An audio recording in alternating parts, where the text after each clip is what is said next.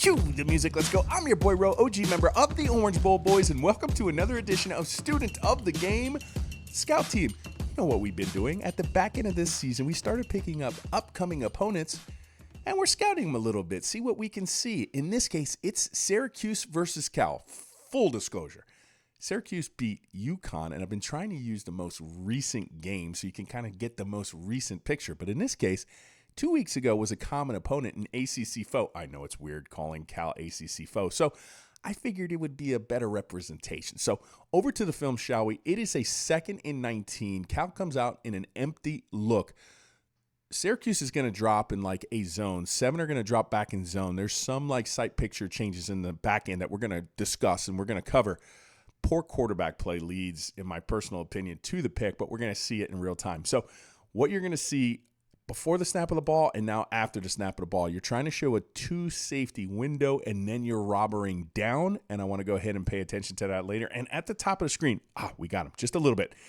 Cornerback 1 kind of jammed and then immediately turned inside to pick up the quarterback with his eyes. So he's in prime position if you want to run a quick out. University of Miami did hit a bunch of quick outs last week against Wake Forest, but he's there to kind of, trap that, if you will. So that is his style of play out there of note. All right, we're going to come back here, and now quarterback has his eyes at the safeties. He sees one robber down, and he's losing sight of the picture because he thinks he's just going to hit a window and split those 2 safeties, but he loses sight right here because underneath, he's just going to undercut this route. We're going to back this up and see exactly why, and boom. He was thinking that it was going to be wide open in between the 2 safeties. He did not account for that DB there, and the DB just smart, right? He just kind of looked out into his responsibility. Now, he's patrolling, and he wants to see if something's coming underneath him, maybe a dig route, maybe a slant. He's responsible there, right? Like slant curl area, it doesn't come. Once he doesn't see it come in his area, he's going to go ahead, backtrap, pinch down that seam window, try to look what he does. So it's perfectly played, right? If it's not coming to where you think it's coming, get back to where it might be going, and he does not. Now, quarterback misses this because here was the safety over the top. Now he's flat. There is no safety help. 0. So even though you could start with 2 safeties, relatively, if you have a safety come down into the box, it's like a cover 0 look, and you're man on man. Other thing I noticed right here, too, this DB2 on the field side, right? He's cooked. He's cooked. He's running. He's trailing. He's kind of like struggling, too, to kind of keep up. Cal's quarterback just misses it. That could have been a potential touchdown for the Cal Bears. I think Syracuse better lucky than good. Good play by the DB2. I got to give him credit there on the boundary side, but the field side one was cooked. Cal's quarterback, he just missed it. So over to the Syracuse offensive side of the ball, and yeah, you're looking at it. This is not an anomaly. This is already the 2nd drive of the game. Syracuse came under center plenty in the first drive, and this seems to be a sound strategy against Cal. They're also coming out in 13 set personnel, 1 running back, and here's 3 tight ends, 1, 2, 3. So unbalanced 13 set. So a lot of multiple formations and right now a lot of personnel groupings. They're going to go ahead and get a play action pass. One thing you might want to focus on, pay attention to the right tackle. Maybe this kind of keys us off because this is straight pass pro. He's literally going into the pass pro. Cal doesn't necessarily take the bait. There's that over-accentuated play fake by the quarterback here. Now, the small details. I love small details like this because look at the tight end. He's coming out like he's going to block, and then he engages, right? Then he engages, and then there's the throw. So 13 set unbalanced, play action from under center. But I think the most impressive thing is there was not a lot of separation. But Syracuse does a good job on getting a big, stalk it, then go on a little, and that is just too much size. Great accurate ball. Not a lot of separation there, but very accurate with the ball. Completes the pass. Great in design. That was a 1st and 10. Gets them another 1st, and they're getting close to the red zone. Well, you know your Miami Hurricanes love to run inside the A-gaps in between those 2 guards. And that's exactly what Cal's going to do successfully here. So we're going to pay attention to the guard play of Cal, and we're going to look at the defensive tackle play by Syracuse because at the snap of the ball, here you go. Guard, good job there. Center, guard, okay. They have their way. They're winning that one. Syracuse appears to be kind of like 2-gapping a little bit, engaging, looking on both sides. But good job. Cal wins this one. Center does a good job to kind of seal that back inside, and boom, you're into the 3rd level already. 1st down for Cal. So, yeah, that is something every team that needs to face Miami needs to contend with because those guards can run you out of a building. Just ask a lot of teams this season. I'm going to be honest. This is one of the better plays from an opposing cornerback on the season this year on Student of the Game. So it's definitely noteworthy. Cal's coming out trying to run an RPO. Now, the RPO is simple. There's a pass attachment. They're going 9 vertical. Nothing fancy. They're just going to go ahead and try to hit this 9 route on the outside. Just a simple go route. Cornerback sees what he sees. He decides to pull it because he sees a back turn. So to him, that's open. He's going to go ahead and deliver the ball. Now pay attention to the quarterback. Turn around, in phase, jump up, pick, comes down with it. That's perfect. That's perfect. Like I said, that's one of the better plays from a cornerback that I've seen this season. Miami's very reliant on an RPO game. But when you go ahead and try to pull that same trigger, maybe you think twice. So it's very clear what Syracuse likes to do with the ball offensively. They're a multiple formation, multiple personnel grouping type of a team. They're going to throw a lot of looks at you pre-snap, try to get you confused, and they're aware of who their playmakers are. In this case, it's right out here. This is actually a tight end, and the last name should be familiar for South Florida fans because that's a Rondé Gatson Jr.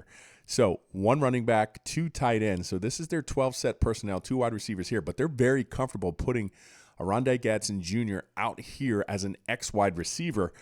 He's alone. He's isolated. And they're just going to take the simple offense right here. And I think you need to understand here, too, safety help. Maybe you have it. Is he going to go over the top? But right here, too, nothing's threatening on this side. So maybe you go ahead and bracket this out. Who knows? But they take the simple offense. He's going to see it. I've seen Cam Ward make that pass plenty, right? To the same side. We did it last week against Wake. Just that little quick out route. Actually, first touchdown of the game was to Jacoby George on that same quick out route. Quarterbacks, they're going to see that at open. They're just going to take it. I call it simple offense because when it's there, you take it. So it's like an open door. Just walk right through. In this case, Rondé Gatson, and huge catch radius too, I noticed too. Look at that. Look at that. That's a big boy. So very comfortable going in his direction, and I would anticipate, you better pay attention to that guy when you go ahead and line up this Saturday. Not really an over-sophisticated run play here, but it's a super successful play that's going to pop for a touchdown for Syracuse. In my estimation, it's a zone run, an inside zone run. In the center has a nice little redirect or like a sight adjustment that he does because you can kind of see the flow of the Syracuse offensive line. See how they're all running out to the left? Okay, so now this is going to be given inside zone. Where I said the redirect, the center's doing a good job to kind of seal this back inside. Now that causes this to pop. Mike linebacker loses sight of this, gets run into his own guy, gets run into that left tackle. You don't see it here pictured too, but the cornerback was too busy fighting with the wide receiver out here, had no idea that this was popping, and this would score for the end zone. So nothing overly exotic, nothing crazy. We've seen the University of Miami lose sight of things too in the run game too, but there you go. Noteworthy. Oh, we're definitely taking advantage of the ref cam because this is just too much of a cool view to pass up. And Houston, you have a problem? No, Syracuse, you have a problem because right now Cal's going to pop a big play in the run game, and they're going to do it again exactly where Miami loves to run the ball, and that is down Main Street in A gap.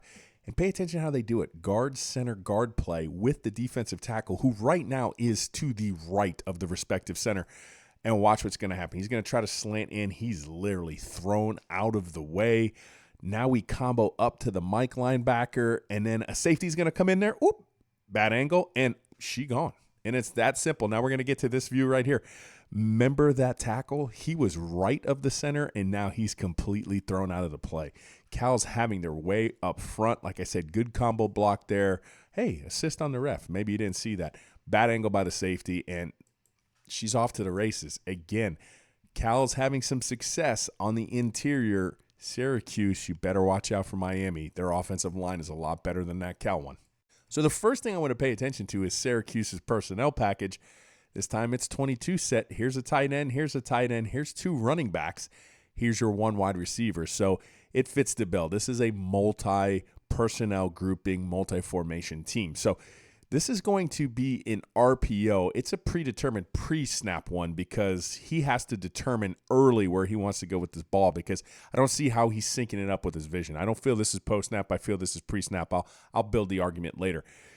I think part 2 to this is twice I've seen like the cornerback burned because they're not really paying attention, especially from the boundary side. And I think that boundary corner this week, if you can have a situation or a system where, hey, if you want to go ahead and jam and try to pick things up, because watch what happens. Remember one of the clips, they were too busy fighting up here and not really paying attention to what was going on in terms of a play.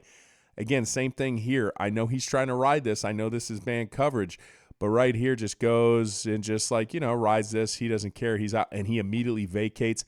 This is a good play. This is a natural pick element play too. They're trying to run this quick to the boundary, and now the safety has to come up and get this. The other thing that's a little scary on this particular designed RPO, it is a counter. So it is based off counter action in the run game, and then they have that pass action. The reason why I say it's pre-snap, because there's no way when he goes ahead and snaps this ball, he had to make a pre-snap read, because when he does this and his back's turned, he's already turning his head to pick this up, right? So you have to kind of make that determination earlier if this is pre-snap versus post-snap. I think it's pre-snap. But the counter action, the reason why that was scary, that's what Georgia Tech did a couple weeks ago. They just ran counter to their heart's content. So you're at a little counter RPO action. I wouldn't be surprised if the University of Miami sees a variance of this when they go up to Syracuse this Saturday. Now, this is about as Miami in the passing game as Miami Hurricane can be. I feel the Canes probably have the most apt and able vertical passing system in the conference. Now, Syracuse, with a page out of its own book, rivals that, because here you go. They're in an ace gun look, and we're going to pay attention to the offensive line, because this is going to be a gun 5. So when you run a gun 5, the quarterback is going to hold on to the ball longer than he would from a gun 1 or a gun 3. So you have to have, confidence in him and the offensive line. So let's pay attention to the offensive line, shall we? Okay, right tackle off the rip. All right. He's not getting off the way I see, our right tackle doing a good job. Left tackle is doing a good job. Gun 5. McCord does a good job working in. I felt the interior did a phenomenal job here. They're looking for work, and they're handling the interior. Cal pushing them around. And then when I said it's the most vertical pass, this is like an Xavier Restrepo clone play, if you ask me. We're going to watch how it gets open, especially when he has all the time in the world here. So that's why I said, here you go from the slot 2. He's just going to go ahead. He's got plenty of time, just going to go ahead and deliver this ball. Again, not crazy separation, but enough separation. That's college open, not necessarily NFL open. That's college open, not high school open. That's right in the middle. Good, accurate delivery of the football.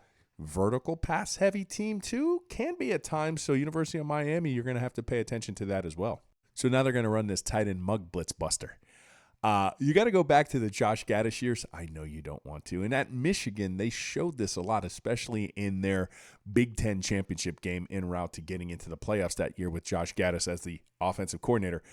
We did bring this element to the University of Miami that year, and that is, why do I call it a mug blitz buster? Because the tight end, right, he's going to act like he's blocking. And a lot of teams, what they'll do is, you've heard of a two-way go with a wide receiver, like, hey, you either go forward if he's up or you stay short if he's back. Well, it's kind of like a two-way go for a defensive player. And the linebacker will read it, and if he sees the tight end coming to block, right, he's going to crash to go ahead and get the quarterback, because his responsibility is he goes, I go. If he comes back, he comes back. Now, they don't come in on that blitz, but it sucks in the linebacker. He loses sight of this.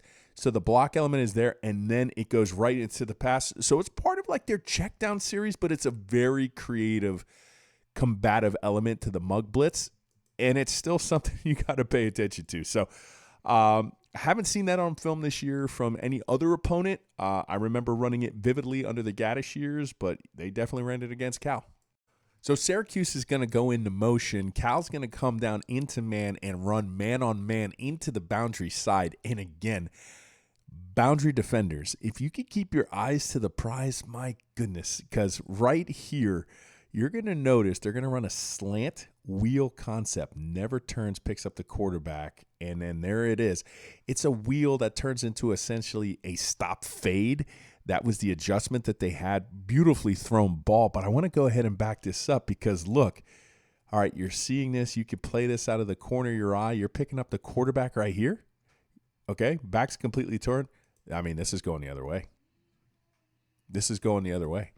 So very important for the University of Miami to realize that McCord with a back turn, that's going to be open, and he's very accurate with the ball. So that's definitely going to net him some yards. But you got to have the wherewithal to know that he's going to throw some tight window balls too. So maybe you shut his hand in the window. Okay, in Atlanta Pigeons, you look for the Peacocks. They definitely have one, and it's Aronde Gatson. And the combination of McCord and Aronde Gatson are going to be the plumage that you're going to see here. Into the boundary again, very successful against Cal here. They're going to try to use press man corner and just look. He's just going to win this one-on-one. This is a tight end. They're going to go big on Little here too. Just look, stutter step off the ball, kind of gets away with maybe a little push, not too bad, and just simple offense. Okay, so I think for the Miami Hurricanes too is just paying attention to where he is when he's split out, okay, when he's one-on-one with that defender. Maybe being on alert here, maybe to go ahead and try to knock down the pass. They do it here from the defensive tackle position. He's trying to go ahead and utilize that too. So whoever is one-on-one into the boundary or even to the field side with Aronde Gatson Jr., you got your hands full this week. You really do. I think you see the pattern. Boundary, snap, back, not looking. He's going to take it all day. Easy pitch and catch. So Syracuse is going to get home with a sack here from a DB2 here on the field side. And Syracuse isn't necessarily creating pressure against Cal from its front four routinely. So now they're bringing a blitz. Now, one of the tells for me with this style of blitz is when you have a shadow. And what do I mean by a shadow? Pay attention to the feet. You see the 2 feet? Directly on this line are another set of 2 feet. So you have this elongated shadow. Why? Because when he comes, he's directly over his man responsibility. So Syracuse is going to win here. Like I said, they're trying to create pressure in different ways. They're slanting inside. This doesn't happen against Miami. You're going to have a bigger running back, and I've seen them handle the blitz very well this year. That is a prerequisite for a Miami team, Mario Cristobal coach team. You better have running backs who can factor in the pass pro. This is not factoring in the pass pro, and that sack is going to get home. So noteworthy, Syracuse not necessarily a team that's generating a ton of pressure with its front four. They did blitz over there, and they did victimize Cal with an undersized running back who wasn't that effective in pass pro. He's a mismatch waiting to happen. I'm just calling it how I see it. And again, on 3rd and 5 in a 3-by-1 look, it's Aronde Gatson Jr. who's isolated one-on-one. And you've heard me say this term numerous times, the boundary. Again, McCord very comfortable throwing it out there. And it's going to be a simple dig concept for the first down. He's going to find a line to go. Not a lot of separation whatsoever. But when you have a big, willing, and able pass catcher in the tight end position right here with a huge catch radius, it's like a condor. He's going to go ahead and bring that down. Now, one of the things I have noticed about Syracuse in terms of their boundary and what they like to do, similar to Mark Richt, especially in this look, blitz beaters, they're going to run this kind of like out-breaking concept while they run an in-breaking concept. And if you remember a couple of their successful plays, they had a slant kind of wheel from like a counter thing, and then they had their slant wheel stop fade. So something's breaking in, something's staying out. And again, this is what you see. There's the in-breaking route. We talked about it. There's the out-breaking route, okay?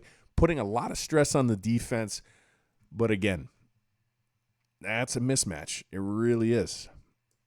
Miami, you're on counter alert this week. This is visions of Florida State a year ago. Short up, boys. Hey, Cal, good for you. You caught Syracuse trying to be too cute. It was that same RPO kind of counteraction where they took the one running back and ran a wheel. Well, you know the age-old adage, fool me once, shame on me, fool me twice, shame on you, and Cal doesn't get fooled. And see if you can spot the difference, okay? The first time, corner ran with it, turned his back. Watch what happens here. Keeps his eyes more towards the quarterback here, and then rides with that second guy right there. McCord now flushed in the pocket. Good job, Cal. So, University of Miami, they have a task in front of them because you're going to have to replicate pressure and see if you can take away that first read too.